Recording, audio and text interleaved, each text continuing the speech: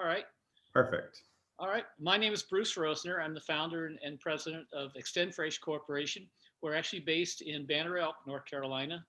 And today I'm going to be sharing with you about a technology we've developed. And first, I'm going to discuss the problem.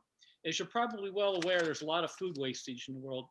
What you're probably not aware of, however, is the extent of the wastage. Approximately 1/3 to 1/2 of all produce is wasted. In other words, it never reaches the consumer, or is consumed by the consumer, I should say. And from a financial standpoint, we're talking about $260 billion per year in the US alone. It's about $2.6 trillion globally. And another figure that can help you relate to this that I always like to use, rule of thumb, it's about $1 a day per person. And this is a worldwide figure, average $1 a day per person. In the US, that correlates to about $2,200 per household per year. So very, very large numbers we're talking about here. And if the waste isn't bad enough, the financial losses and so on, it also has significant secondary effects. In the US, 10% of our water usage goes to grow produce that is never consumed. So 10% of our water is essentially wasted because it goes to these food items that are never used and so on. Also, we throw this food out, goes into landfills. Approximately 20% of the methane that goes into the air in the United States comes from landfills from food wastage. So the primary and secondary effects here are tremendous. Now, we have a solution, fortunately, for the problem. Obviously, I wouldn't have brought it up, but we have a patent pending technology which can be used across the entire food chain. This is a closed system, and I'll describe it in a little more detail here in a moment, but it's a closed system that operates at atmospheric pressure. We do not operate in a vacuum. There are systems, as you well know, vacuum systems, refrigeration, and so on that are used to preserve foods. Ours is not a vacuum.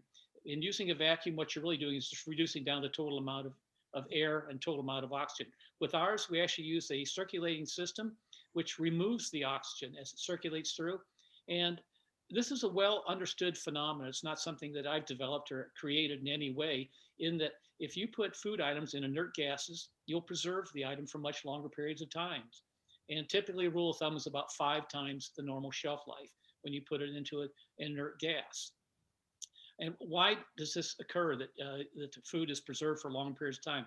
It's very simple. Ethylene has to react with oxygen in order to ripen fruits and vegetables.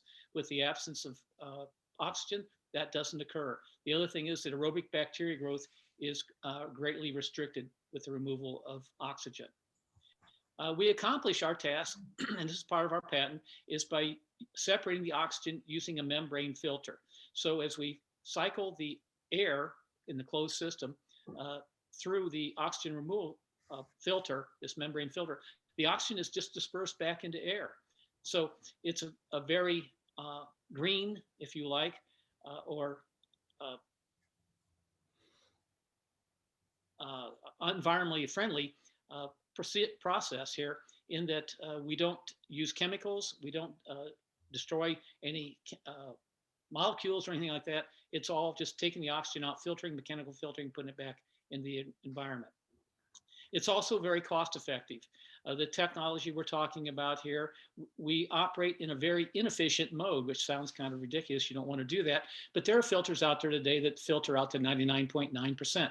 We don't have to do that. We can operate at even 50% efficiency because we cycle the air back through. So as an example, you remove half the oxygen the first time through. So you go from 20 to 10, then you go to 5, 2.5, down, and so on. And we've actually used this on the benchtop here. We've shown that we can get down below 0.1% oxygen in the container and so on. Our first product is shown here on the right side. This is a rendering that we've had done working with Inventus, in that this system is, I call it a produce box, analogous to a bread box, in which you can open the front cover, put items in or out, close the lid, and the cycle will automatically begin removing the oxygen, putting it out into the environment, leaving the inert gases behind. You'll notice on the third figure on the bottom here, there's a couple of holes. Those are snap connectors, because when we first started this, we were actually going to have a standalone unit and use discrete devices, discrete containers. So we can do the same thing here. We just snap our containers in here, and I've got one here. I don't know if you can see it. This is my first mock-up. It's just a very simple snap connectors in the lid and tubing over to it. You connect this into the holes on this unit. You run the cycle, and the items inside have the oxygen removed.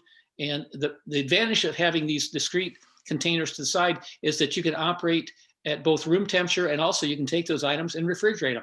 There are many fruits and vegetables that you can and should refrigerate. There are others that you should not. So it's important that you have this ability to do both. In the next one here, I'm just going to quickly go through the US market. Again, I've touched on this a little bit, but if you look at the various areas, we have about 35 billion in losses in the farms today. Before we ever get to the distribution center, which is about 15 billion, the largest area is the household at about $160 billion. And that's the one we're looking at right now. It's our initial thrust as a product. And also that'll be expanded in the commercial area of restaurants, schools, and so on. In the end, again, I just want to emphasize it's about $2.6 trillion that are lost annually in this area. So with that, I'm happy. I want to thank you, first of all, for your attention, and I'm open to any questions you might have. Thank you, Bruce.